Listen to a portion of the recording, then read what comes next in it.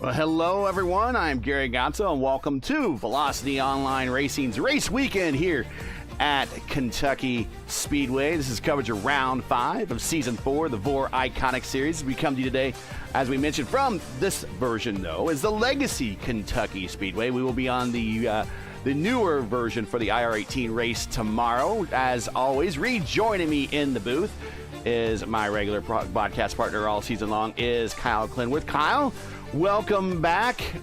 Hope you've been having a good week. You had a heck of a race Tuesday night at Indianapolis with a 52.02 strength of field. Although I don't think we're going to be having a 52.02 today, we still are looking like we're going to have a very fast and close lineup. Yeah, I think the biggest difference between that Indianapolis race and this Kentucky race is the number of viable lanes on the racetrack. At Indianapolis, where you qualified was pretty much where you're going to finish, plus or minus 3 positions. Note, I gained 5 on Tuesday. However, every single line of this racetrack will be usable today. From the yellow line to the wall, you will see cars using the draft to build big runs, to slingshot around one another in one of NASCAR's premier defunct racetracks, the house that DW built here in Kentucky. And qualifying is just completed. So we are going to get into today's starting lineup of a 15-car field. And we have 200 miles, 134 laps ahead of us. Let's get into this thing real quick here.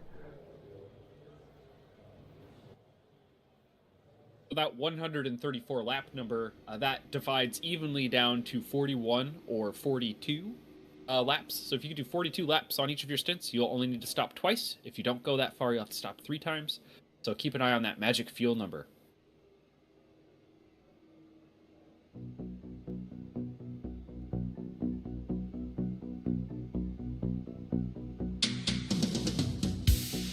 And here's a starting grid for today's IFS Kentucky Classic 200. On the pole, your points leader, and we will show you the points here momentarily. Julian Altena with a commanding lead right now in the championship with just a few rounds to go, and his chief rival right next to him, Edson Santos, defending series champion, lining up on the outside. Right behind him is teammate O'Sullivan and Carl Stout, rounding out row 2. Salvazzi and Christensen in row 3. Back in row 4, Gretsch and the silent assassin, Dave Stedman.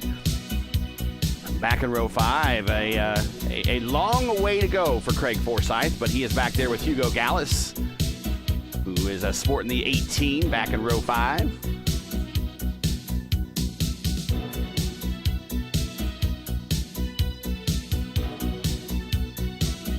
Making his first start in the series is Matthias Leo Melhorn. No one else is going to understand the nickname Leo Melhorn, but if you're an old IRL person, you will. But Melhorn making his first start in the series. He's back there in row 6 with Dan Inch. Our beneficiary, Bonnie, Alexander Bonnie, back there in row 7.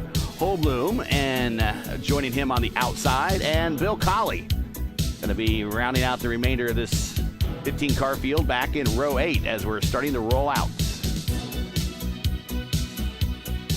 One notable exception missing from the field, or a few, but Daniel Hashey's on the couch today in the comments. Welcome his viewership and hope to see him back on the racetrack here soon. And he finished on the podium in our last race.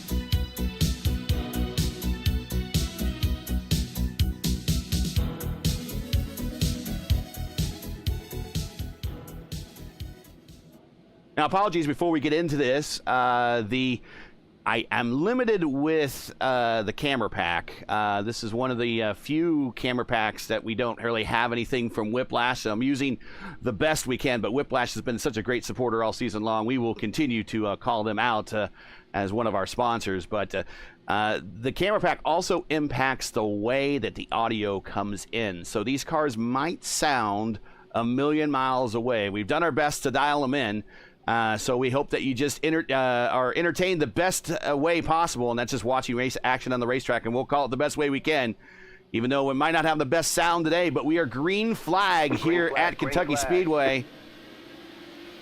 Here we go.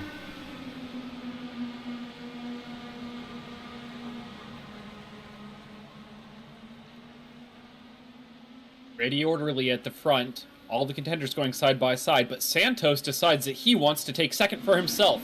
The outside of O'Sullivan, he's going to mount a charge here on Altenna for the lead. He's going to have a huge run coming off of turn 4, and he looks to the outside. He draws even with Altenna, who leads the first lap here in the Bluegrass State. And the way around here is the bottom line.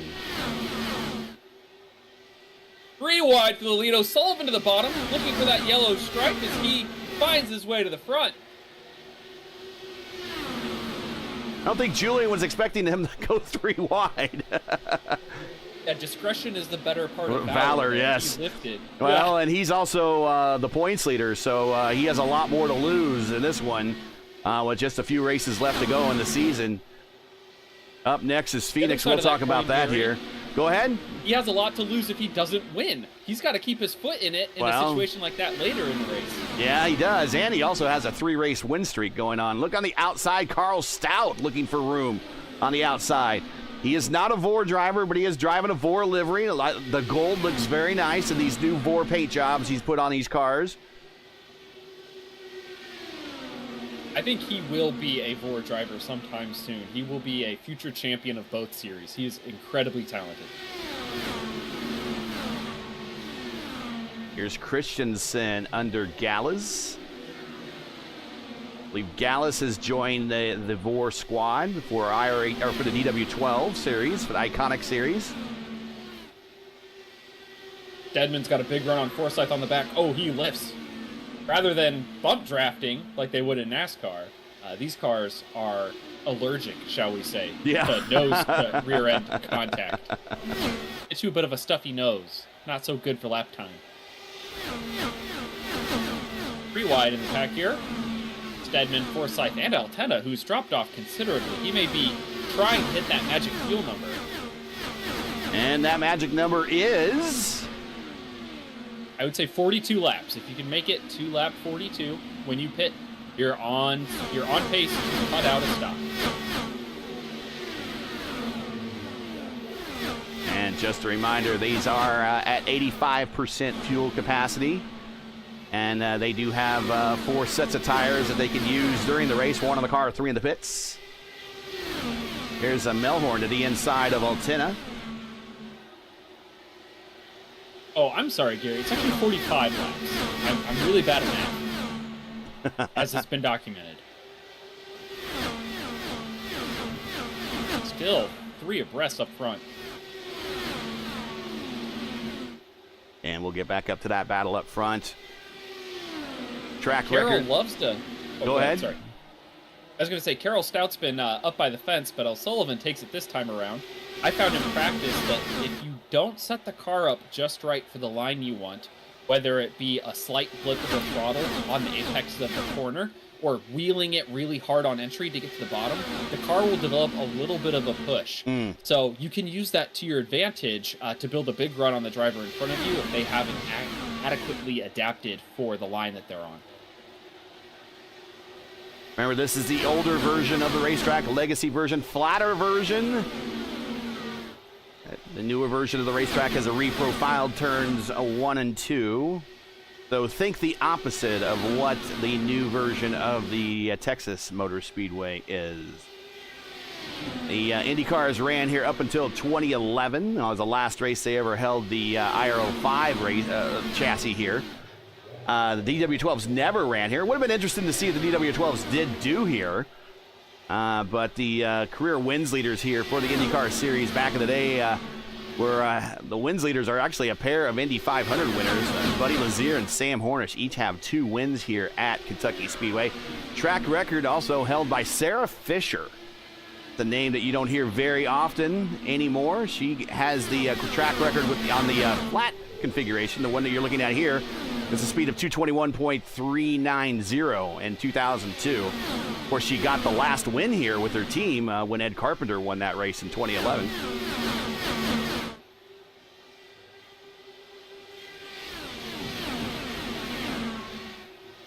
Now, while we are starting this off, if you enjoy Velocity Online Racing's coverage of the VOR Iconic Series and you respect the stream, please do us a solid. Make sure you're supporting us by subscribing, and while you're at it, don't forget to smash like and click the bell so you don't miss out on future VOR iRacing broadcasts, including tomorrow at, actually, it's going to be a little bit later. I think it's a 4 o'clock start, I believe, but make sure you pay attention to the VOR channel for the correct broadcast times in your area. But I believe it's going to be a 4 p.m. Eastern time start with the IR18s here at the newer version of the Speedway. As tomorrow, that will be a slightly longer race than what we're seeing today. It'll be a 200 lapper versus 134. Your leader right now is O'Sullivan, Santos, Stout, Silvazzi, and Forsyth. Forsyth up 4 spots. He's your biggest gainer of the day so far. Just to shout out Craig, he's done a lot of work. You can go back and watch it later on his own YouTube channel, Forsyth Gaming. I'll give them a like and a subscribe, but don't turn that dial. Hop in on chat. I'll talk to you. YouTube. Right now.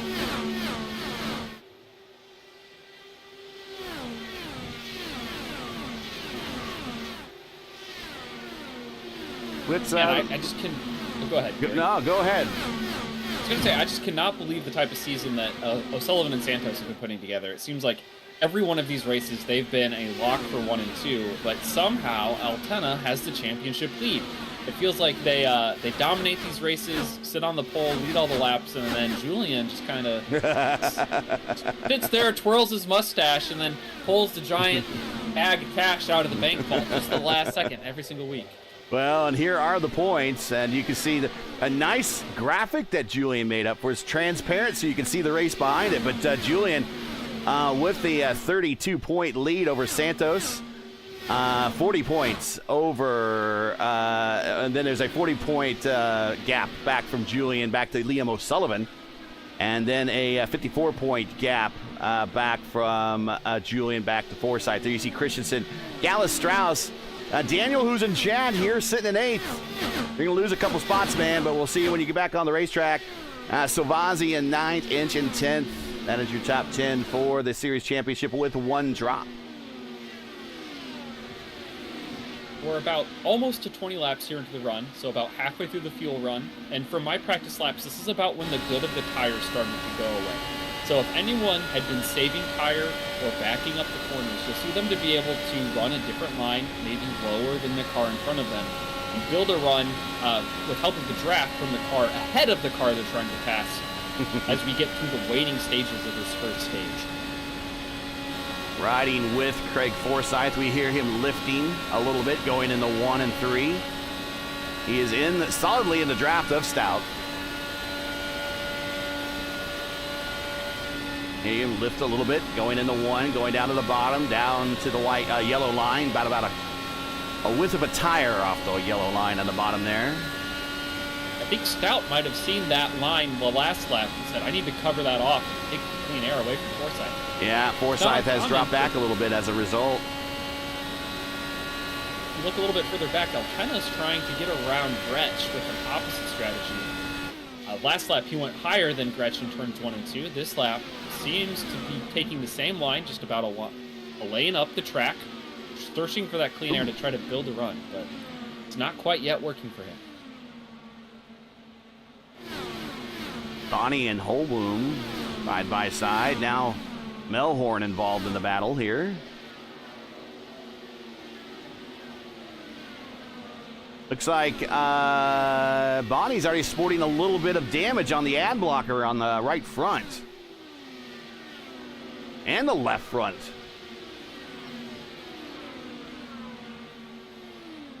Sure that's not a spec map? I don't know. It looks like scuffs. And I don't have a good spotter cam on this one to zoom in on. He's looking clean on my screen, Gary. I think it might just be the reflection of the twilight. Oh, that time he's in the wall, though. No. Yeah, oh, I'm jinxing commentators first.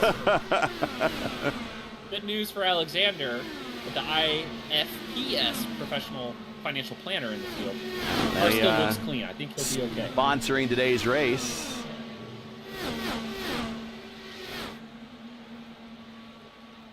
Back up front, O'Sullivan now kind of with might as well be a full lap lead at 0.8 of a second. That's a huge lead by these car standards, especially at this track. We have, in the history of VOR, had some very entertaining races here in the past. And Julian very much is a fan of the legacy version of this track. And going back to Season 1 and Season 2, there was some great races that was held contact! here. Contact where? Melhorn and Bonnie got together in the middle of 1 and 2. Bonnie's giving the car a shakedown down the backstretch. Still seems to be in good shape. Yeah, I kind of pushed up into him a little bit, but contact, and they managed to be able to save it. You see the replay. That's just a case of 2 cars going through the same piece of real estate. Yep. Racing deal. Sullivan, Sullivan, Santos, and Salvazzi up front. And let's get into Stedman here, the silent assassin. He has worked his way up to 6, up 2 spots, and kind of dogging Forsyth at the moment.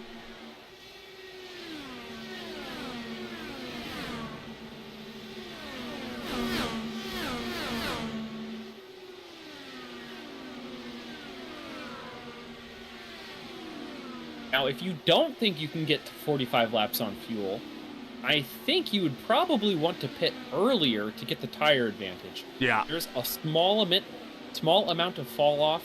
It just increases your maneuverability. And the so pit. If you think you. Go ahead. Oh, and the pit road off here is very difficult, by the way. So if you could get in and cars coming nearly into the wall off of 2, Gallus, Christensen, and Gretsch there. But the pit off is very, very tight here. And if you could get off a pit road and maximize that time on a very narrow pit off, that's also going to help you as well.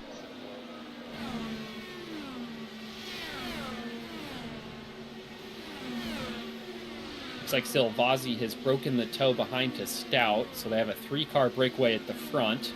And then Stout, Forsyth, Stedman all under a blanket with Altena just outside of their draft bubble behind. So basically 2 3-car packs at the front, and then Altena on an island, and Galez, Christensen, and Gretsch all within striking distance of one another. Holcomb down on the apron. Looks like he we're sliding. There he goes. Not sure really what happened. Really good hands there to save Yeah. it. 2 times in 1 lap. Not sure what happened here. Did we grab the apron? Yes, we got the apron at the tri-oval. This is a mile and a half tri-oval. I'm so sorry, Cedric. It is and he goes through the pit area, so he might get a black flag for entering the pit area and then speeding. We'll see. Yeah, he is under penalty. There he is, coming down pit road. Service penalty, fortunately. Here is a battle for the lead. Santos looking low. O'Sullivan giving him a peek down to the bottom.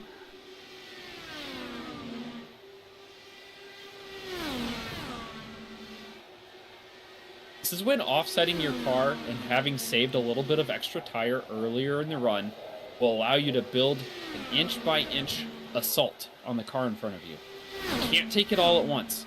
If you try to, you punish your car and you throw away everything that you've saved.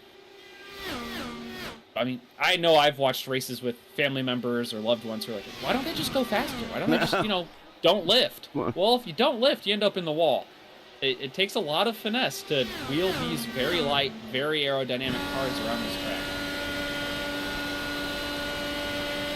And I was saying not too long ago, O'Sullivan had himself an 0.8 of a second lead. Now it's down to 0.3 as Santos has reeled him in.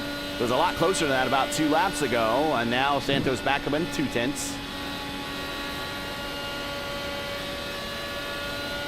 Forsyth's going to have a run here on Stout, see if he does anything with it. Ooh, there we go. We hear here's Santos grabbing gears. Yeah, the classic Fast and Furious downshift gets you extra horsepower, extra speed. And it does. Like, if you are in the power band of the gear, it is in your best interest to have as many revs as possible in this engine. Not only is it more fuel efficient, but generally you get more torque, you get more horsepower, and you get to the maximum speed of the gear band that you're in faster. Yeah. If you are, from 9 to 12,000 RPMs on the engine. So, if you're at 7,000 in fifth gear, downshift. The fifth gear at this setup is very, very long to promote fuel saving and big runs in the draft. But good to see that the fourth gear works as well. And dropping a gear also helps these cars rotate a little bit better, too. Yeah, think of it kind of like driving on ice, basically. When your passenger car is at home on ice, your tire will spin faster, right? And you'll start to spin around. Yep. That's the same exact principle here. You're on a racetrack, you spin the tire faster, and it tries to spin the car out. Just your wheel and the wing on the back of the car keeps the car going straight, but that spinning force helps you get through the corner. Yeah. Exactly. That's why we have you as a driver expert. Hey man, I've only been driving half my life.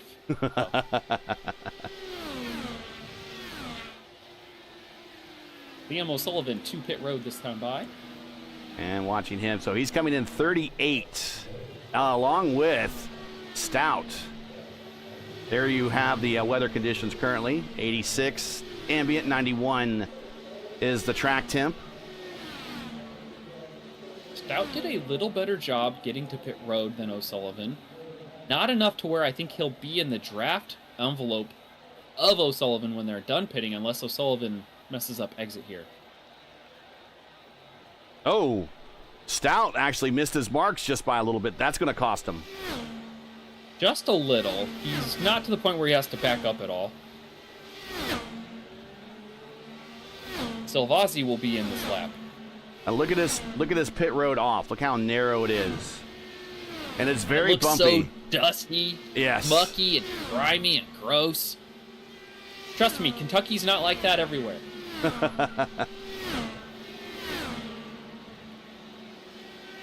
Forsyth now the leader.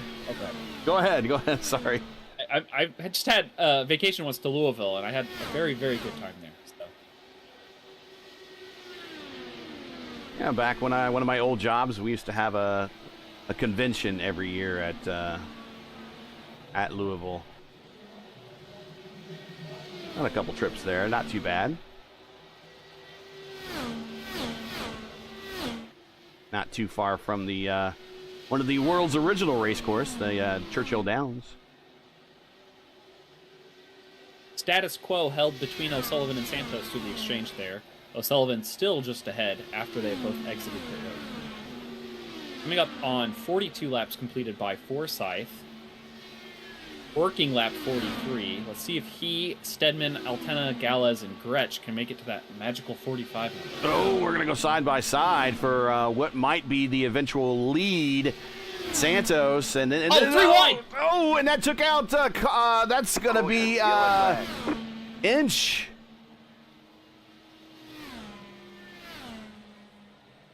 He was just pinched on the bottom, so he was trying to get out of the way. Actually, I'm surprised on how much he got out of the way. I figured maybe he would try to just hold his line and allow his teammate to kind of go on the outside. But we watch Inch come into the corner. Very shallow entry. And up just I think it was just a little bit of netcode there. And I think Dan is going to be okay.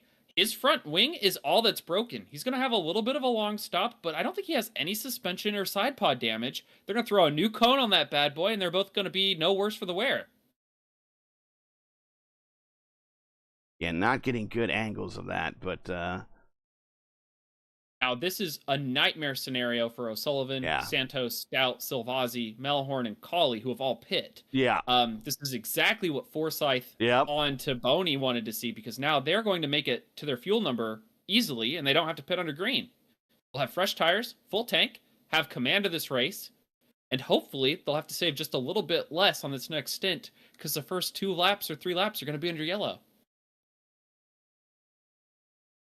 We're watching multiple angles, but let's get back into this as we're watching Inch come to pit road, dragging that front wing, dropping some sparks there. Cool graphics. Fast pit stop for Alexander Bonny. He's going to leave with the lead from pit road. Oh, no, he's a lap down. Yeah, he's a lap down, so Julian is going to actually, after falling back and losing as many as 7 positions, I believe, at one point in the race, he's going to be coming out as, I believe, the leader.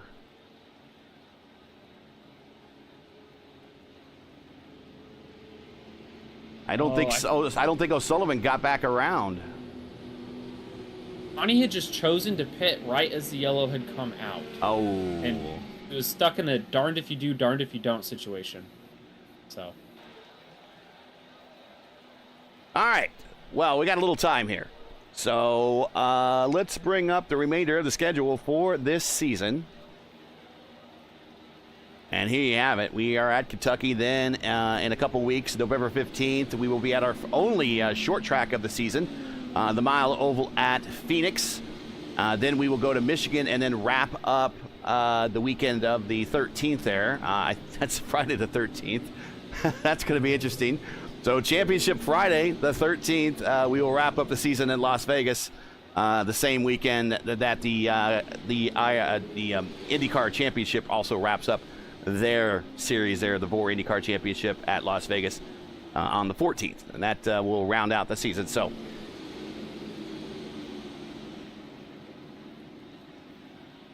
let's get that off the screen. So the big news is if we're not getting ready to come back to green, I still see the lights on the pace car, here is the schedule for Iconic Season 5. Yes, starting January 10th. We will have an 11th race season versus an 8-race season that we've had this season. We will go to Legacy, Texas, then Michigan, then the Milwaukee Mile, then Iowa for our first really super short track, then back here at Legacy, Kentucky. Then we will go to Indianapolis, Kansas Speedway, Legacy, Phoenix, then Fontana, then Homestead, and then they will wrap up at Chicagoland way down the road in May. So that is your Season 5 schedule of the Iconic Series. That has been released. I might ask Julian if I can race at Chicagoland. That's my home track. I love that place. Well, I'm sure we can probably get Brian Campbell back up here again. I'd love to play spoiler, kind of try to show up and see if people can beat me. Number of cars getting the wave around. So to note, I think when the caution fell, O'Sullivan was on the lead lap because he pit under this yellow cycle. Well, and he's coming in again. He's topping off right here at the very end. He needs to come back off of pit road because there's a number of cars. He needs to do it pretty quickly here, too, because there's a number of cars on the racetrack at speed that are coming around to rejoin this group. Well, he now has the most fuel of anyone in this field, so I don't think he'll have much of a problem at all saving these last 2 stints. Ooh. Did Santos get around him? Out in front of Santos. Did Santos get almost bulldozed the field. I think Santos got around him. Now, they got to sort this out before we go green, or we got some penalties happening here. Let's go back up front. Julian's the leader. They may wave this off. Let's see.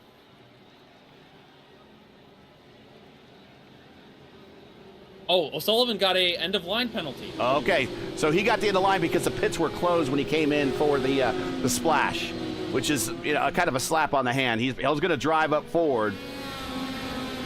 Here we go. Green, green, green. And it is Altena, Stedman, Gallus, Gretsch, and Forsyth. And do you think it's worth it? Absolutely. I'd rather have the gas in the tank than the track position right now. Well, and he can sit back there and draft because everyone else is going to have to probably stop earlier than he is now. Here comes Stedman to the front and to the lead. Let's get loud for the silent assassin leading laps here.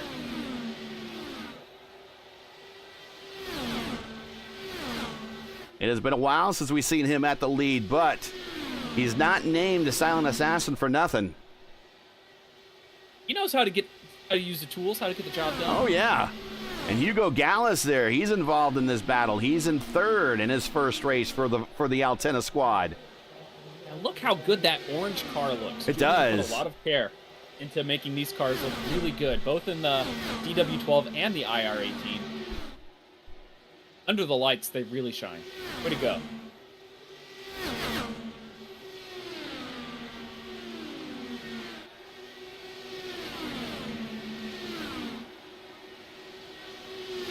Christensen on the outside of Santos right now, and they're in the battle position. Yeah, a couple of side-by-side drops here. 3 of them, all consecutive down the front stretch as we tunnel into turn 1. Sullivan has dispatched now 3 cars that he started behind as he works his way around Melhorn. O'Sullivan's now in 10th? Yes. It's so hard because the iRacing overlay does not update until they get to the start-finish line. So you have to mentally place them forward. They'll slot in here. Oh, whoa, big move there on the backstretch. I think that was Christensen getting a run here on Santos.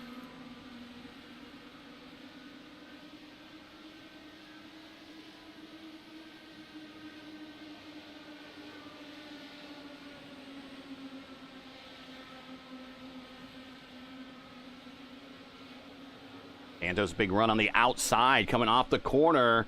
Each one trying to side draft off each other a little bit. Side draft in these truck cars, it's there. It doesn't necessarily work the same way. Yeah, it's not at all like the NASCAR car where you slow the guy beneath you down by 5 miles an hour. Silvazzi looks to the outside.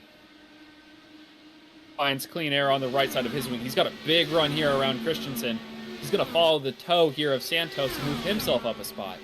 And that's the danger of the low side. If you miss your line and you don't build the momentum for the corner, even though you've gone a shorter distance, you lose the draft down the straightaway and you lose all of your built-up speed.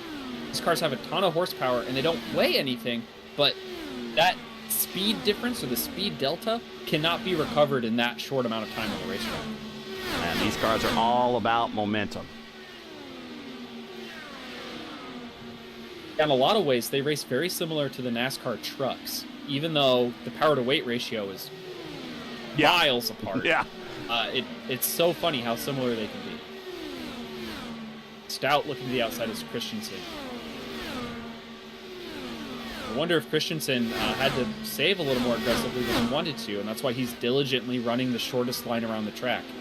In my experience, it is better to follow a car in front of you and reduce the drag on your car, no matter which lane it's in, rather than being on the shortest line.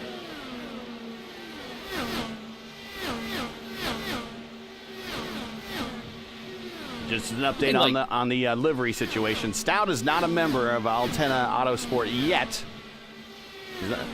That is the word handed to me. I would suspect, since he's wearing the livery, that he will be at some point. Hugo is on the team, but he is an independent on the IR18 side of things. So I suspect at some point maybe he'll be on the team in the IR18 side of things in the future. I can't say that officially. I don't know that for sure. Julian might spank me for saying out of my turn there. But it's good to see. Julian's got his finger in a lot of pies, right? So. But yeah, he's always scouting out there and always helping drivers that look like they have some talent or just a lot of starts and a lot of veteran savvy to them, such as Hugo Gallus, who currently is running third. Very, very strongly running third right now here in this race. 59 of 134 in the books. It is Stedman and his Altena. It is Gallus. Stedman up 7 spots. He's your biggest gainer of the day. A lot of these guys benefited by coming in at the right time or not coming in at the right time, at the wrong time, at the last pit stop when the caution occurred. Back under a bit of a green flag run here. Top 3 have kind of pulled away, although Gretsch seems by himself for the most part. Yeah, I think perhaps Santos and Forsyth are saving a little more than Stedman, Altena, and Gallus. I don't know to what effect it will have. Well, if we know that there's 2 drivers out there that can save a large amount of fuel, it is Santos and it is Forsyth. I don't know how many interviews I've heard them say in the post-race where they were saving fuel and somehow made a fuel save work because of their skill level. But we definitely need to get Gretsch a IndyCar-style livery. If he likes the kind of the fangs and eyes at the front, should probably check out those liveries driven by Sebastian Bourdais in the late DW12 times. I think they had the snake's mouth on the front. I think his is supposed to be a bumblebee. Yeah, I know. Buzzing hornets. It's a Formula One livery. But maybe it's his racing hero. Cars, I don't man. know. We'll see. We'll find out. I'm sure there's a story behind it. I've actually raced with Kyle before. I did one of his community races at Bristol. It was a multi-class, all the NASCAR cars participated. Oh, cool. And I was in the trucks and led a bunch of laps in that race, but sadly got earned coming to pit road or the yellow. I had some pit errors that put me a couple laps down. And then I trusted, to my chagrin, auto fuel, much like our King Robert, and it shorted me about 10 laps. And so I was hoping we'd get pace to slow down. I could save it, but yeah, I don't use auto fuel with this. Now I haven't never used it since this came out with the sim. I always use another app called iRacing Auto Pit, and that has never led me wrong.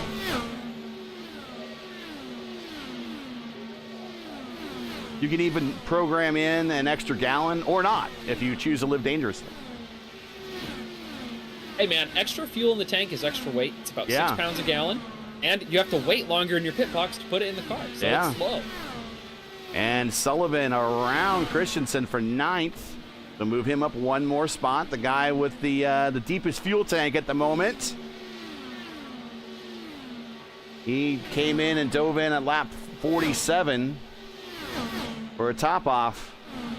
I got a couple up there on 45. Stedman, Altena, Gala is Forsyth, all the way back. I think the first one who's pit before them was Stout, and he did not pit under that yellow because he had to take the wave. 22 laps. Santos also. 22 laps on this stint for now 23 for Stedman, Altena, Gallus, Gretsch. 28 for Santos. Well, he's actually going to be catching this group because he's lighter now. And actually, he's kind of broken away from Craig Forsyth a little bit. I mean, Santos is very clearly in the push category because he cannot possibly go 50 laps on a tank, right? Which is the deficit that he has on that 5-lap strategy there. Forsyth kissing the apron. Put him in the kitchen. Touching the apron. Just remember, apron bad.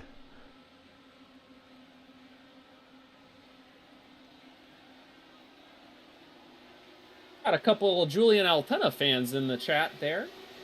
I believe it is Align. So, rooting on Julian.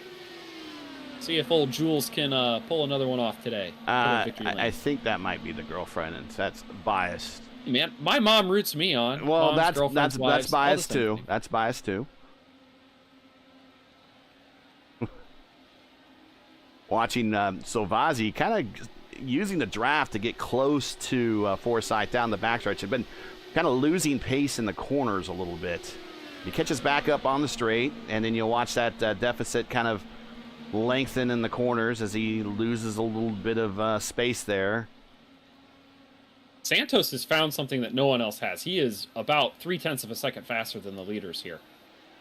Now, last time by a 25.3 versus a 25.5 for Stedman. Well, it was a 5.81. It was almost a 6. Oh, Gretsch all the way up in the marbles, into the wall. Yeah, he might just kiss that wall a little bit, and that's going to be another position here for Santos, who's going to have the full head of steam down low in the 3. Let him pass the buzzing hornet. He moves himself into a position 1 short of the podium. Silvazzi also with 32 laps on this stint. Stout with 34 laps on this stint, but Liam O'Sullivan, the least amount right now. O'Sullivan with 26 laps on this stint, 2 laps better than anyone else. He's also being diligent behind Christensen here. I really believe Liam is banking on everyone else running dry on fuel.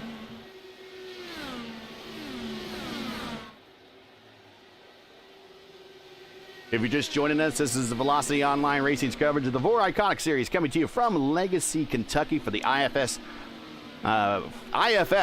Kentucky Classic 200. And, of course, IFS is IFS Personal Financial Planning. We'll talk about them here in a little bit. There's a battle for position between Christensen and Stout, I think.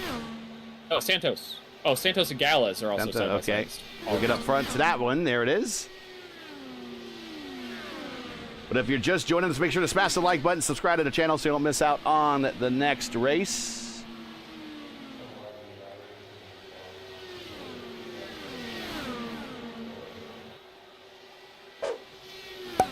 Santos has tried the low line. Now he's going to try the high line here on Gallas. Bit of a crossover in the corner. Gallas, very defensive drive there. Like it. Holding them off on the high side. Might even have a little help from his teammate, giving him a little bit of a draft lend there. Not enough to where Julian wants to run the high side through the tri-oval, but... But Julian exactly wasn't running the low side. Oh, and a Brazilian slide from Santos. Gallas is not done with this fight yet. He'll have the inside line coming here into 3. Man, Santos has really found something on these tires. They're older than his competitors, but he's able to stick it where they can't, and he moves himself into 3rd. Gallas is still not done with the fight. Now he's going to try the outside. Santos gets fed the dirty air from Altena. Gallas has to run off the side, and he will reestablish the bronze spot there it for is. the bronze car. What a battle for 3rd. Keep it up, boys.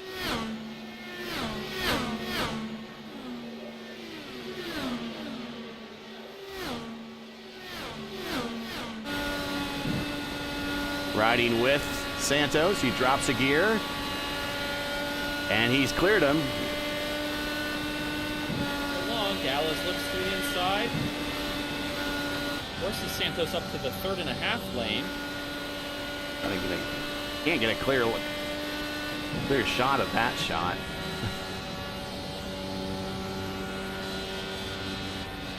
There we go. Tried an in-car shot, but he was in the blind spot of the in-car cameras. I think that's all it wrote. I think Santos is going to drive away now. Gallas put up one heck of a fight, but Santos now has set his sights. One thing I have noticed, Gallas is not shifting gears, whereas Santos was shifting gears. That's that extra rotation. Burns more fuel, you go a little faster. Well, not always. Doesn't always burn more fuel, but in this instance, I think. And a nice paint jobs by the Altena team. We got the... Oh, and Santos coming to pit road. 40-lap stints, so he'll pit next probably about 120, or maybe even sooner if he feels like the tires are going to help him. There's no way he can make it to the finish from here. And there's Bill Colley coming off of pit road.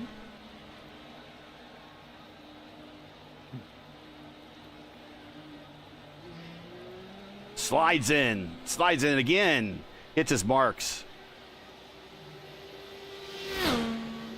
Now we've seen before Santos, who completed that stop in 7.8 seconds, short fill his tank before. We've seen him do that. And then he's either to get track position and had to save, or has been really light. And he knows he doesn't need a full tank here. Yeah, and he managed to stay in front. So he just put just enough fuel in to get to the finish. Well, it won't be the finish now. It'll be his next stop. His next stop, yeah. Finish, right? Yeah. But look at the lead now that Stedman has pulled out. 1.4 seconds. Altena is reducing his speed to gain more fuel. He may just chill here behind Bill Colley and say, thanks, man. I'm going to let you break the air. Yeah. Get some good mileage here.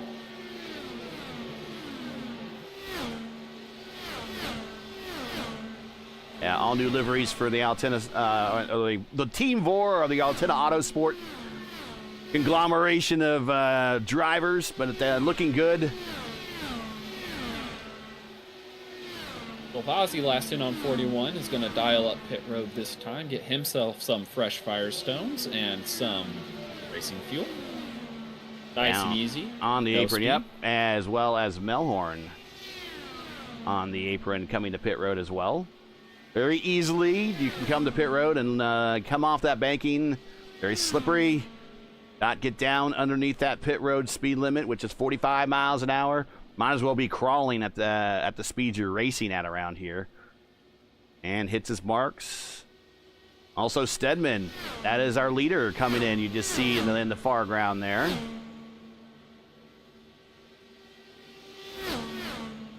So Altena's going to try to get to like lap 91 here to get to the finish on the same amount of time. Gretsch has caught Gallas for what is third on the track. I think Gallas may have used up his tires fighting Santos so hard just a short while ago. Well, Gretsch bounced it off the wall, and surprised there's no damage there from that. But these are the soft walls, man. They're soft. These are pretty stiff cars. They you can bang them off the walls a couple times and not get damaged, but seems like anytime I did it, I got damaged. So I must be hitting the walls at a different velocity than everyone else. I don't think it's so much the velocity, it's the vector, right? It's the angle at which you... Because if you kind of like brush off, like the direction that you hit the wall matters a whole lot more than the speed. There's Forsyth. He is fourth. O'Sullivan now is fifth. Remember, O'Sullivan 2 laps to the better on everyone else. He's still going to have to stop, but he's 2 laps to the better than everyone else. He's currently fifth. Alpena, Gallas, and Gretsch all the pit road. Oh, look at them all coming to pit road. Very tight Gretsch quarters thought there. about going around Gallas on the outside, but... Well, you got a little can. squirrely. You can if you have a better pace, but they do kind of have some strict pit road policies here and procedures in the league, so might be better just to stay behind and see if your team can beat them in the pit box. Craig now coming to pit road.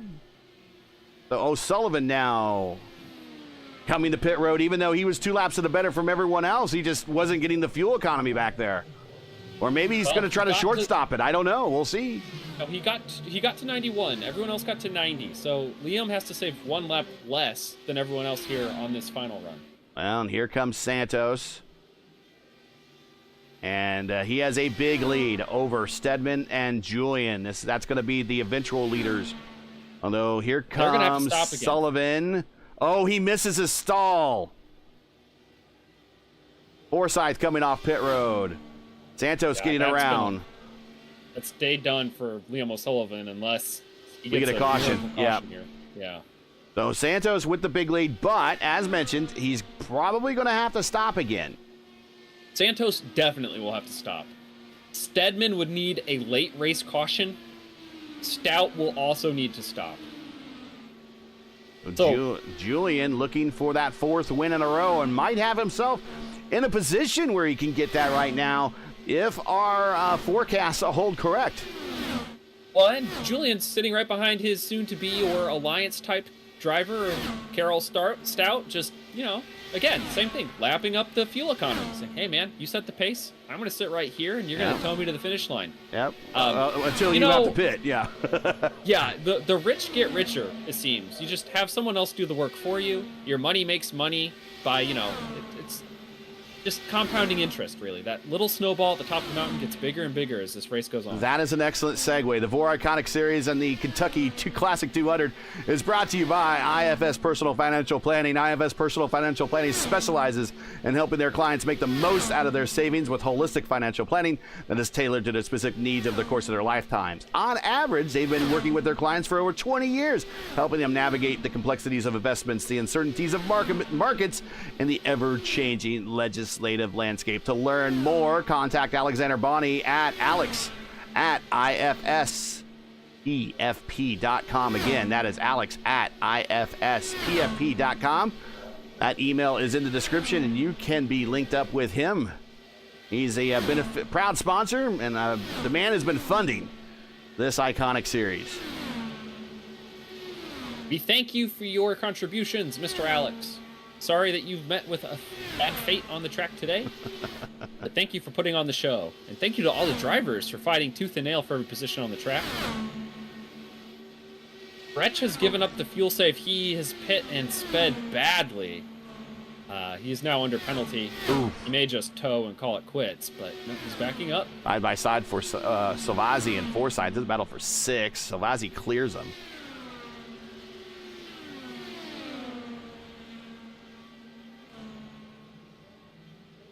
Let's go ahead and reset the field here for you. Edson Santos, currently your leader, second in the points. Final assassin, Dave Stedman, right there.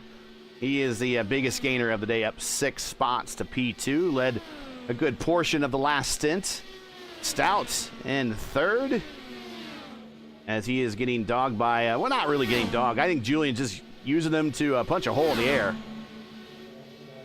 Yeah, and if you're Hugo Gallas just behind, you want to try to catch up while they're kind of lollygagging, and so you can fight Altena for the win. Altena is in fourth. There he is. He's down 3 spots, but he has been steadily moving back up the standings as he has been trying to hit a fuel number. Here's Hugo Gallas, currently up 5, having a very good race. And not too long from now, he's going to be joined by Patrick Silvazzi and Craig Forsyth. Forsyth is probably the only car that I know without a shadow of a doubt that will make it to the finish and can push. Altena probably is at that point. He's probably saved enough now that he could go full push from here to the finish if he needed to, but there's no reason to abuse his equipment this early. He's not under any threat. Well, as I say that, he pulls out a line under Stout. But... let's go back. Melhorn just clearing Christensen to move him up to 8th. So Melhorn in his first start here in the league, looking at a top 10. Christensen, a bit of a struggle today, down 3 spots, but still working on a top 10 as well, and also one of those new VOR liveries. Bill Colley, very quiet Colley-like way, has worked his way up to 10th, but he's going to get passed here by Liam O'Sullivan. I'll make it easy for him, Bill. Yeah, Liam having led much of the first stint, and then I think kind of got caught out when that caution came out, and then dove the pit road, started behind everybody, and just really hasn't recovered since then. Bill's just following my instructions. He's not making it easy for him. No, it's not. Oh, Bill's in the wall again. And Bill lets him by. Bill down now to 11th. O'Sullivan to 10th. Dan Inch had an incident that brought out our lone caution. He is recovered. Got a new nose on that car. He is 12th. Still on the lead lap. A little bit of rhinoplasty. Yeah, a little rhinoplasty. And Kyle Gretsch still turning laps after getting caught speeding on pit road. He is down to 13th. Alexander Bonney and Cedric Holbloom out. They are out and classified in 14th and 15th, fortunately.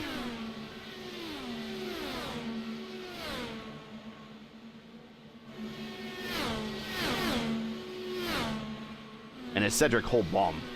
I keep saying Holbloom.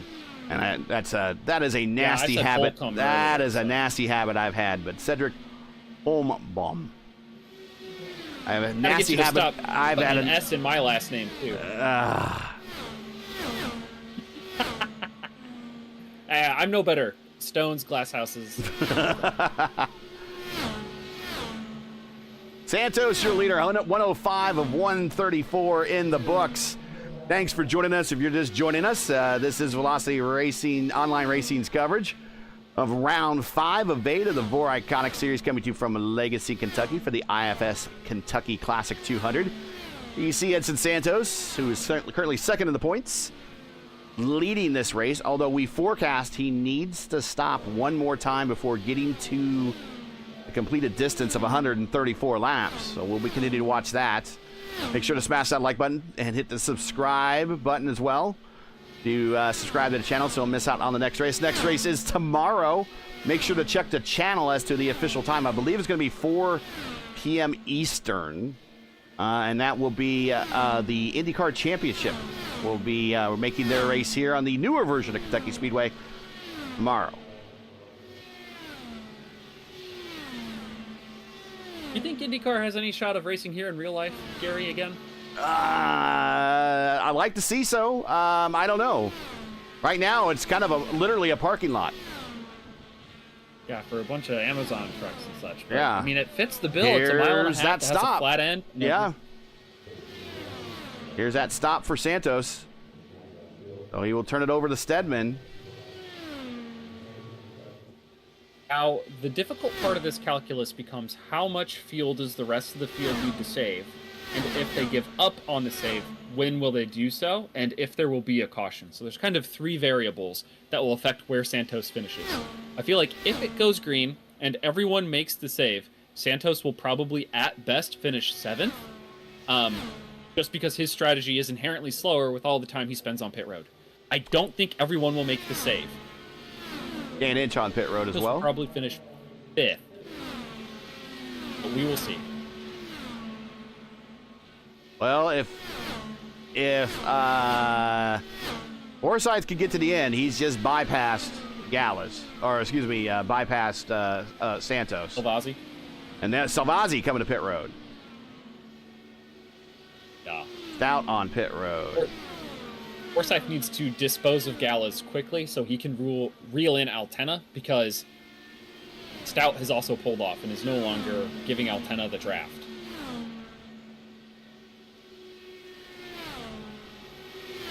Real quick, while we got a second, here is the upcoming Season 3 of the Sprint Car schedule. This is the IR18 Sprint Series. Starting November 7th, Texas, Fuji, Nürburgring, Belle Isle, Monza, and Interlagos. And if you're interested in that series, make sure to sign up and learn more about it. Or to learn more about it, sign up at the VOR Discord server. Link is in the description. And also, here is the upcoming IR18 IndyCar Championship schedule for season lucky number 13.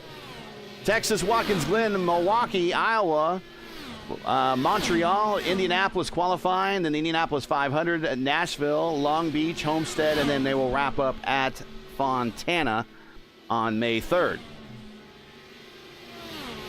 And again, learn more about all these series. Just go to the Discord server and sign up there and learn more about these various series of the VOR Velocity Online Racing League. Gary, we have huge developments. Altena's not going to make his number. Yeah, we're He's watching. way off the pace. As this whole group has caught him. Yeah, this whole group has caught him. And notice who got around them to get back on the lead lap. Santos. Santos blew by them like they were all standing still. Well, eventually on the lead lap, the Stedman is still the car that's ahead of them. But we were watching Forsyth in between camera shots there as he is just kind of pulled himself into this battle along with Gallus. Now, could Gallus make it? I think Julian just called out a pit. No, bypass pit road. But here comes Forsyth around Gallus. Forsyth has now put himself into provisional second. Now, Stedman is looking for a caution anytime from here to the finish to make it on fuel. Santos does not want to see that caution until he passes Stedman. So Stedman, too late for Stedman. Coming to pit road. Coming to pit road for Stedman. Oh, almost gets the cone. So now, no penalty. He's in good shape. Yeah, good shape, but he still needs to get down there and make that stop, and it's a painful 45 miles per hour. Going to go down a lap, but Julian now, your leader now, he is working through the draft and getting aid from... he's getting aid from Gretsch there. So Gretsch, remember, sped on pit road. He is 3 laps down. He's just making laps, but he is providing a big fist in the air. Punching a big hole in it for Julian to follow through and try to save on some fuel. Meanwhile, Craig slowly reeling him in. Gallus has dropped off a little bit, but here comes Liam O'Sullivan. No, that is not Liam O'Sullivan in that battle. That is... It's Dan Inch. That is Dan Inch. Sorry, the very similar looking paint jobs. So if I were Craig, I know they're teammates. Oh, there they go! Whoa, contact! Whoa. More contact! Contact between teammates! And Julian to the apron. and he's off the pace. He's trying to shake the car. Julian, a victim of the Forsyth Gaming YouTube channel. Somebody put a comment in Craig's chat, which he was reading, which caused him to rear-end collide him on the front stretch and gave Julian suspension damage. Oh, no. What? Seriously. Wow. And here Julian is coming to pit road, and it's going to be, I don't know if this is day done for him. Hey, when you rob wins from the bank like that so often, sometimes you find yourself in jail. So Julian's luck ran out today. His steering is not quite straight, so we'll see what happens. I think he got the damage from Ench, and Forsyth kind of gets away scot-free. And the engine's off, and he's out of the car. Oh, throwing it up, Julian. No, you got points on the table, brother.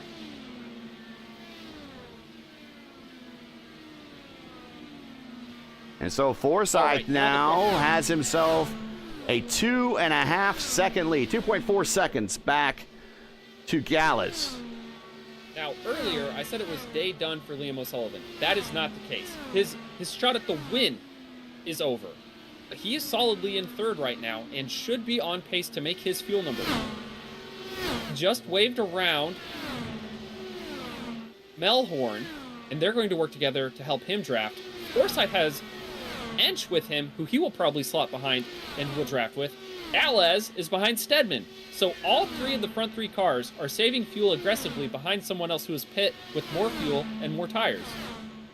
Or not more tires, but better tires. All the cars have 4 tires. I'm not that bad at counting.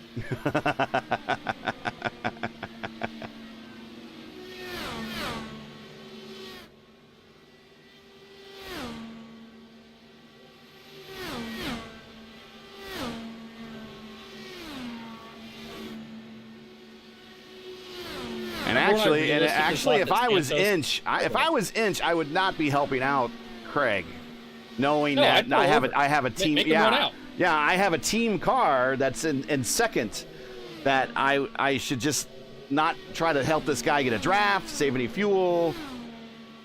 Santos has passed O'Sullivan on pace for third. He's made up a whole stops deficit. Now, can Santos reel in Gallos? And I don't think that's going to be the case. There's a big gap there. In about 9 laps. I don't think that's possible. Even with the 1.1 seconds he's making up a lap, he'd need to find an extra 5/10. Hugo seems to be kind of... He's turning 26.2s. He doesn't sound like he's on the pace. I don't know if he's trying to save. Hey, absolutely he's trying to save. Oh, listen. Santos.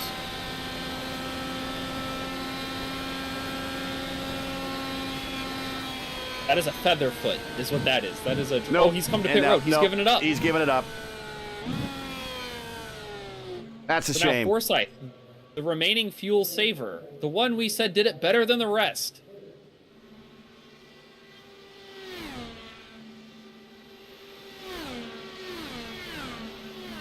Those move Santos up to second. Now Sullivan is in the bottom step spot, and he's come a long way from where he kind of just rejoined this race after that first stint.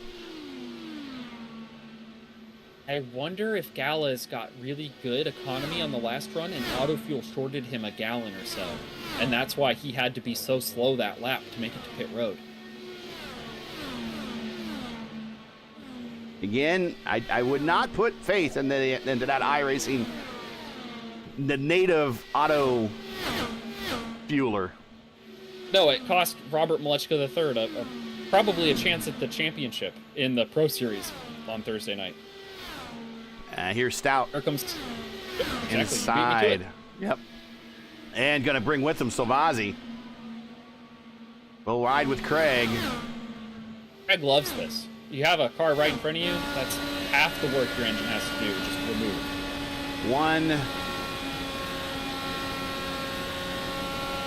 5 to go. That's what I was getting ready to say.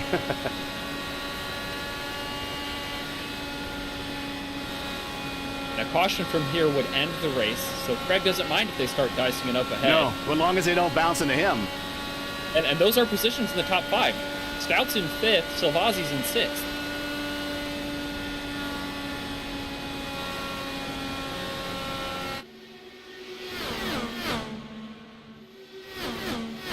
Would this be a fuel-saving masterclass from Forsyth, live on Forsyth Gaming?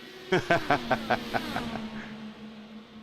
it's going to break the win streak by Julian. The last 3 races have been his to give himself a big lead in the points. The points lead is going to shrink up here with just 3 races to go. Craig breaking into the win column yet again here in the series. 3 to go. Not over yet. Nope. Oh, look at him racing in front of him. Stout and Silvazzi getting spicy.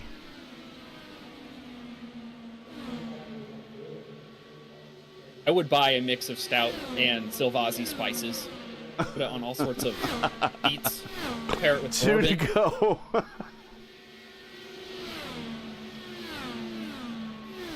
And Silvazzi getting around Stout. That's for 5th. So Stout's been on a good run of top 5s in both the DW12s and the IR18s. Coming to the white flag, Craig Forsyth. Yeah, he can pretty much coast from here. He's got this one wrapped up. 10 seconds back to Santos or more. 13 seconds, yep. Santos just really eating into it. It was 13 seconds on the line. He's already eaten a half second by the time he gets to turn 4. But here he is, Craig Forsyth. And as you mentioned, masterclass. The professor shows us once again how to do it here at Kentucky Speedway in the ICONIC Series.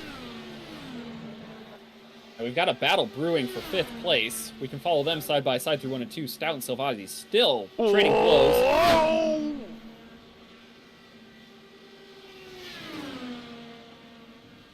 Oh, Stout picked wrong. Silvazzi cut him off.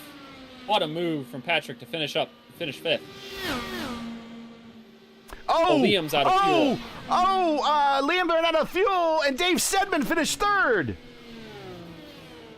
Stedman on the podium, and Stout gets a top 5 from pushing to the finish, passing Liam O'Sullivan basically in the last 100 yards.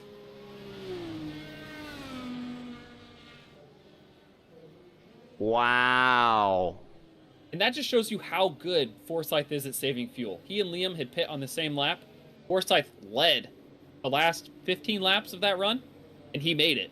O'Sullivan did not, and he ran in the draft the entire time. What a win from Craig. Car is out of fuel at the start-finish line. Well earned, buddy. Well, except for maybe the chat mishap, but hopefully... Okay. Let me get some replays queued up here and get into the final standings.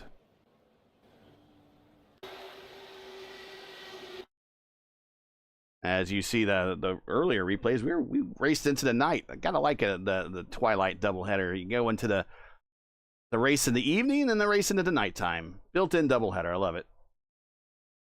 And let's get today's final standings up here.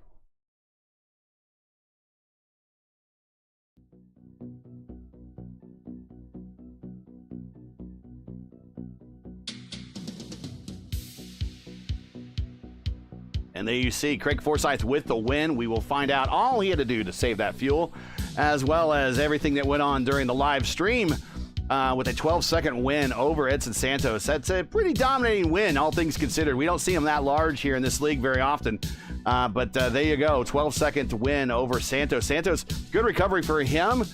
He gets himself in a better position back into the points standing after an unfortunate DNF for Julian, who relegated him further down into the order. Stedman with his first podium for a long time here in the series. We will talk to him for the first time in a while. He finished 3rd. Silvazzi 4th. Stout 5th. Liam O'Sullivan 6th. So we were so busy watching what was eventually a battle for 5th that we missed Liam O'Sullivan run out of fuel, and he went from 3rd to 6th on the last lap because he ran out of fuel. Christensen 7th. Matthias Melhorn in his first start in the league, very good, top 10, finished 8th. Hugo Gallis up in the leaders most of the day, finished 9th. Dan Inch recovers from a spin and had to get a new nose, a little rhinoplasty, as Kyle called it. He finished in 10th, so not a bad recovery for him. And actually want to get on to the next page. There we go. Bill Cawley finished 11th. Kyle Gretsch finishes in 12th. 10 to 13th. Bonnie 14th. And Holmboom and in 15th. Bonnie and Cedric are the only two that did not finish the race, unfortunately.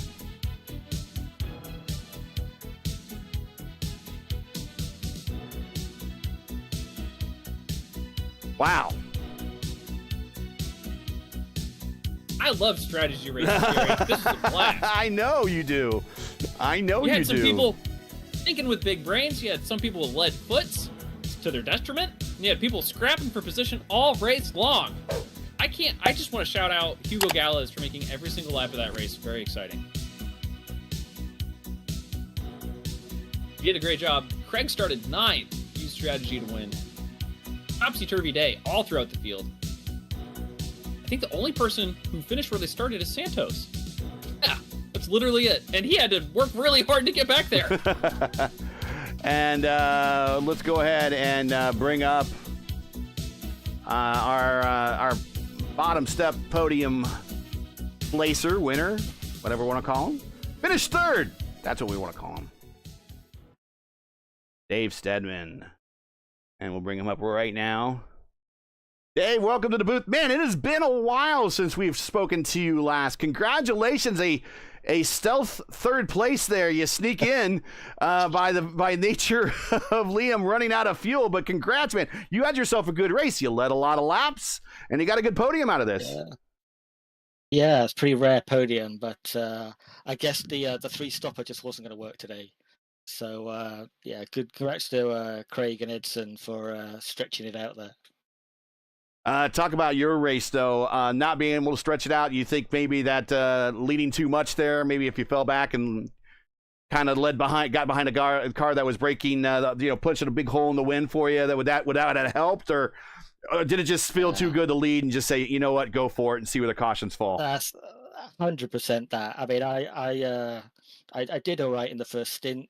And then I just saw the gap open up at the beginning of the second behind Julian, and I just put the foot down and figured speed and track position. Let's see what happens.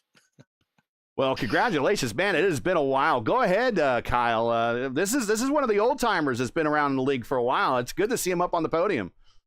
Yeah, Dave, it's great to have you in the booth.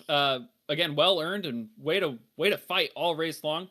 Yeah. We had kind of saw when Julian gave up the push and then started to save more, and I thought maybe you would be able to track down or run with Edson the whole time, but he seemed to have a little more in the tank. What can you learn running behind Edson and maybe move yourself up to P2 next week? I'm saving the replay. I don't know how Edson was doing those lap times, so I've got some lessons to learn there. So I've got a little tip for you. When you know you can't make it on fuel, don't put all the fuel you can in the car. I was just running full tanks, pedal to the metal until the last stint, and then I short filled to the last one. So, yeah. So yeah, we think up here in the booth that Edson might have short filled both of the last 2 stops just to be a couple of tenths faster throughout them. Okay.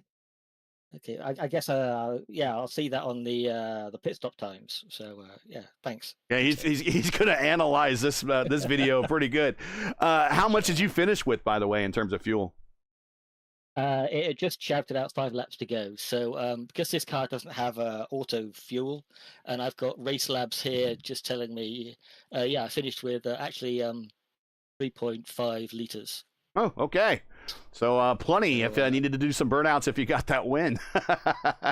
Well, it's been a while since we've had you up here, man. I think it has been a long. I can't remember the last time. It's been so long. Do you have any shout outs? I know you do. It's been so long. Shout outs, friends, family, sponsors. Get them on out, man. Yeah, I mean, 2 shout-outs. One for the missus that shares this journey with me and goes through all the highs and lows. Very important. And secondly, for you guys and the energy and the broadcasts and the running the league and everything, it's a quality job. So, huge thanks to you for that. So.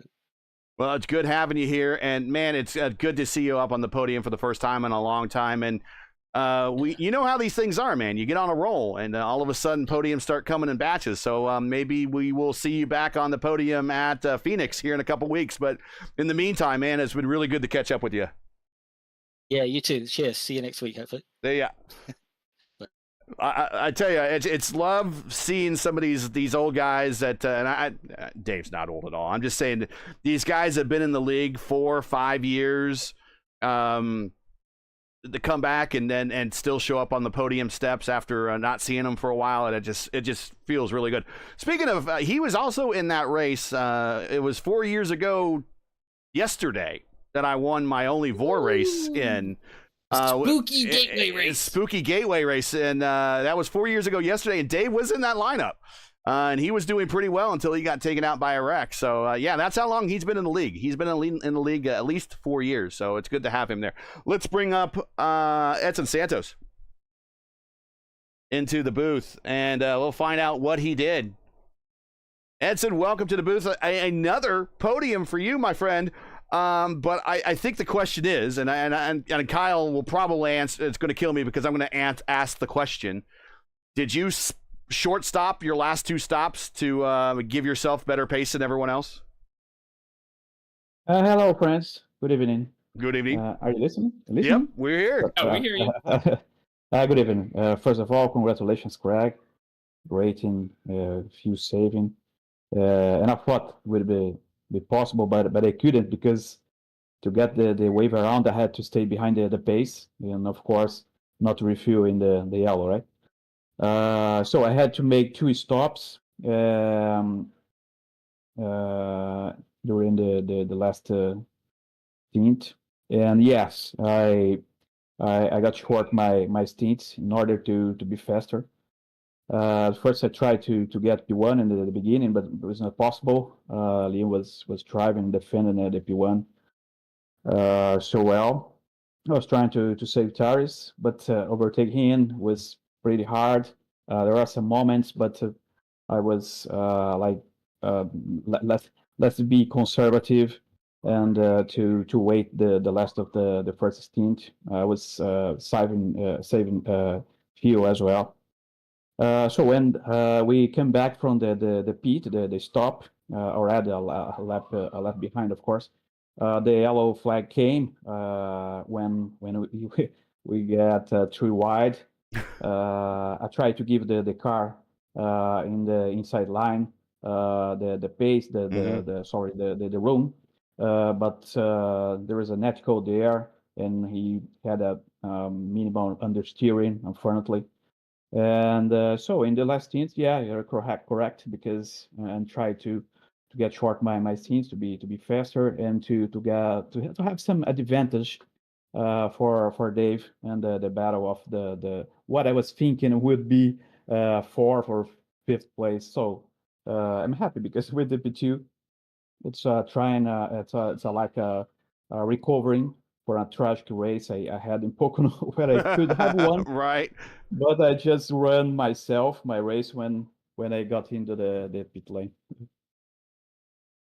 Yeah, how much ground will you make up on the championship? Do we know, Gary? Do we have the points live between him and Julian? We do have the points updated, and he has cut the lead down to 21 points from Julian. I'll bring up the points on the screen at what we were coming into the race here. But yeah, you made up about 10 points. Oh, nice. Nice to hear. So there are three races more, right? 3 or 4. Yes. I don't remember. Well, and we'll bring. Here's the points coming in today. There they are. You were 32 behind Julian, 159 to 127. And then, of course, the schedule coming in today is Phoenix, Michigan, and Las Vegas round out the remainder of the schedule. So you got plenty of opportunity. And now, instead of 32, you are now 21. So you made up 11 points. Yeah. Let's see what's gonna happen. If I have a minimal chance, I will fight for this.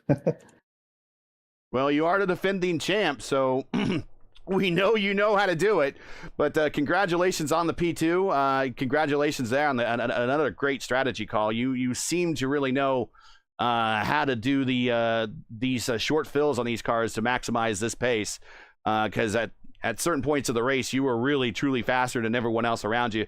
Any shout-outs, friends, family, sponsors you want to say hi to before we let you go? So thank you for the words. It was my strategy here. It was good.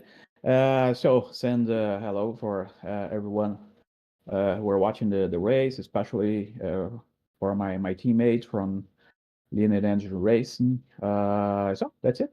And so I'll be here in 2 or 2 weeks. 2 weeks in Phoenix. Yep. Yeah, I'll be here. We'll see you. Congratulations, man. We'll catch you then. Yeah. All right, and another podium finish for Edson Santos. Now let's move up to Craig, and we'll go ahead and here's Craig. He's in the booth, and congratulations, Craig. We'll just go ahead and elephant in the room. We heard you might have been a little distracted at some point in the race. Distracted by chat. Oh, well, that might have been post incident. No. Yeah, all right. No, we'll forget about the elephant in the room. We're just giving you a hard time. I mean, we decided very early on, and I think we called it. If there's anyone on this track that can do a fuel strategy and win, it's either going to be you or Edson. So there are certainties in life. You got death and taxes, and then you have Craig Forsyth winning a fuel mileage race. I think are pretty much the certainties in life. And you did it today. First of all, how much did you finish in the tank with? And second of all, talk about the rest of your race. Yeah, no, I think I had enough to coast all the back to the start finish line and then do like 3/4 of a burnout. I think the wheels started to rotate and then it died. So we had nothing left at that point. But I mean, after the second pit stop, basically knew like it was going to come down to Julian, myself. Now I'm trying to remember who the Hugo, I think, was the third, who had pitted roughly in the right window. Everyone needed, a draft partner to go with, and Julian lost his draft partner halfway through, so I was starting to get pretty sure he was going to either have to fall back or do the splash. Hugo, I'd know because he was only a couple cars ahead of me, I could see that he wasn't going to make it. So I knew I just needed to position myself right so that when guys started diving in for the splash, I still had someone new to pick up. So that was where, we started having the splashes come, and we had the guys on, new tires coming out, and boy, were they fast. When you're in a fuel save on old tires and guys come out a lap down on freshies, they are fast. And so it was like, please go by me, please. I want to follow you. But, so yeah, it was working. It was just, it was unfortunate, the incident with Julie and I, just because I was drafting myself up, because at that point I was pretty sure I was going to be good to go with the car in front of us as the draft partner. So I wanted to start pushing Julian just because he had pitted a lap earlier than me. So I knew he was going to be tighter on fuel. So at that point, if you just sit back and let them do their thing, they're going to make it. So you need to start pushing them so that they're using more fuel than they want to. Mm-hmm. So, and then just had at the last second, the car signal of a car below me, tried to dive high, clipped Julian, and then Julian and Dan got. I think that was where the real damage happened. But, yeah, it's unfortunate just because it ruined what was going to be a good strategy battle between the two of us as far as who was going to actually make it to the end. Because I mean, once that happened, I think I had like 15 seconds to the next person. So it's like, okay, well, I can half throttle this to the end. There's only 15 laps or whatever left. So it was disappointing. But no, I knew from the start that the fuel save was possible as long as it stayed green and we didn't get dumb cautions. It ended up the only caution we had was right in the pit cycle anyway. So at that point, I was a little downtrodden just because I thought, okay, now that means more, there's going to be a lot more guys who realize the fuel save is makeable. But the fuel save is hard. You need to practice that, how you do the throttle and stuff, and dial down your aggression, because it's 2 or 3 laps of being aggressive, and suddenly you're 2 laps short. So it takes a lot of a commitment to making that work, and having no cautions. Right. Go ahead, Kyle. Well, Craig, I'm so glad you were able to showcase how good you can manipulate the MPG, or the liters per lap that you probably see up in Canada. Any shout outs to your friends, family, sponsors, or your chat that you have today for us in the podium interview booth? Oh, I mean, I've got to thank everyone over at 4D Raceway for continuing to be a long-term sponsor. And we had, I think, Julian's girlfriend, Aline, I think, was in chat for a bit. And Daniel was there because he wasn't able to make the race today, so he was able to hop into chat just to take a look before he, I think he popped over to your guys's. So no, and you guys, and I mean both of you, yeah. No, it was a good race. I just said it's the incident's a black mark, but it is what it is, and that's racing. When you race all the time, these things happen from time to time. So we'll still take the win and run away and be happy with the win. You certainly earned it, and it's not like you're out there every week putting your nose places it shouldn't be. You're one of the cleanest guys on the track. Yeah. We know that you're not out there turning people and rattling their cages, right? So congratulations again. Thank you so much for putting on a show.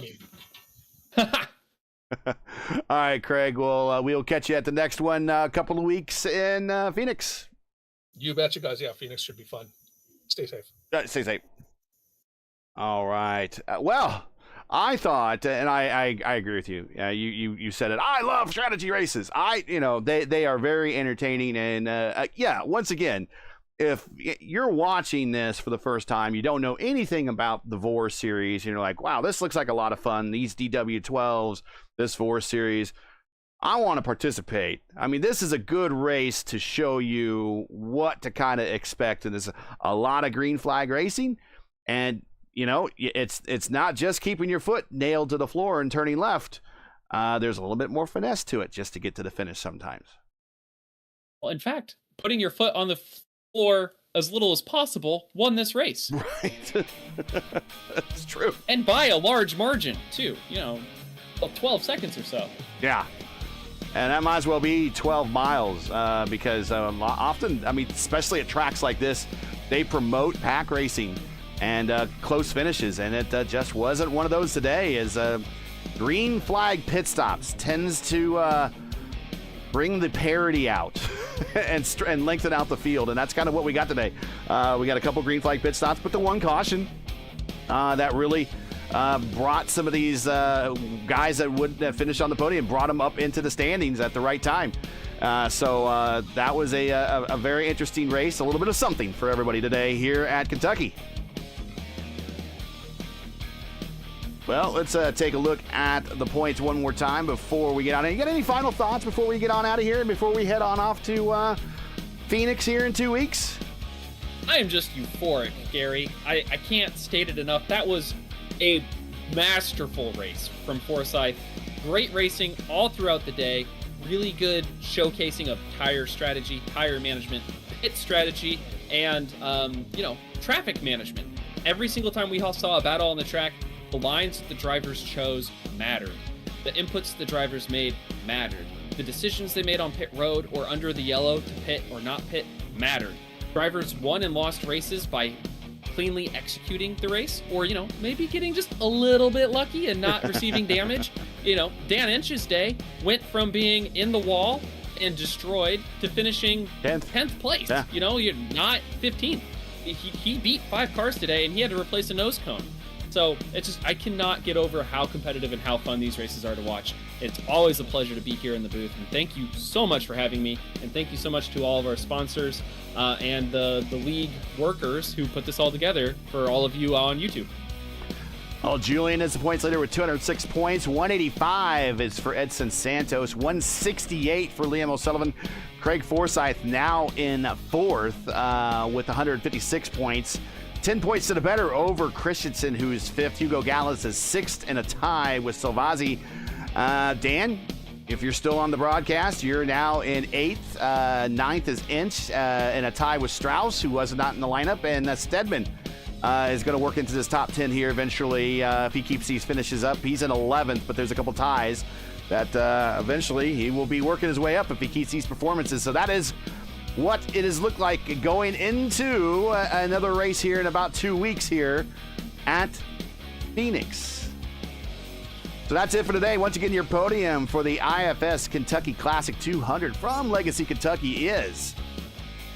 We got Craig Forsyth with the fuel save, Edson Santos also with the fuel save, and Dave Stedman with the surprise hello peekaboo podium as he comes in third. Join Clindy and myself again Friday, November 15th for round 6 of season 4 of the VOR Iconic Series. It's a teams and drivers head to our only short oval of the season, Phoenix Raceway. Coverage, as always, will start approximately 3 p.m. Eastern.